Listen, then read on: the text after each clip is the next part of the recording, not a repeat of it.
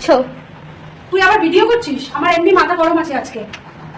কি আর করবো, তোর বাবাই 12টার সময় বাড়ি থাকলেই জ্বালিয়ে খায়। এই 12টার সময় দেখে যে মাংস নিয়ে এসছে, আর বাড়ি দিয়ে বেরোনোর সময় বলে গেল কি যে আমি মাছ আনবো। তো আমি ভাবিস সেরকম ভাবে আলু ফালু মাছের কাটিনি, তাহলে তো উল্টো পাল্টা হয়ে যেত। এখন দেখ এই যে শাক এনেছে, এই কলমি শাক, আর এই যে মটন হবে আজকে, আর এই কেটে কুটে দিলাম। এই যে পেঁয়াজ এখানে কেটে রেখেছি, পেঁয়াজ একটু বেশি করেই কেটেছি, এই যে এতে দিতে হবে না।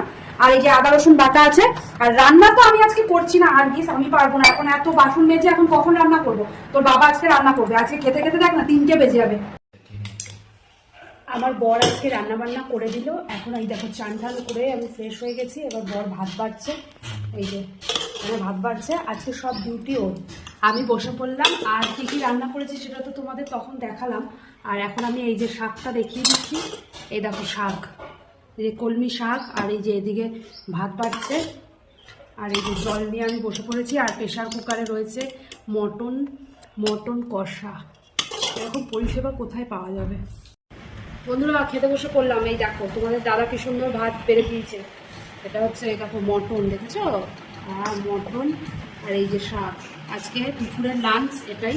আর তোমরা কে কি দিয়ে খাচ্ছ আর কে মটন খেতে ভালোবাসো আমার মতো কমেন্টস করে জানিও, ঠিক আছে? আমি কিন্তু মটন রান্না করি না, যেদিনই হয় তোমাদের দাদা করে, কিন্তু আমার খেতে খুব ভালো লাগে। চলো তাহলে বেশি কথা বলবো না, তাড়াতাড়ি খাওয়া দাওয়াটা করে নিই। আর তোমরা কে কি দিয়ে খাচ্ছ অবশ্যই কমেন্টস করে জানিও।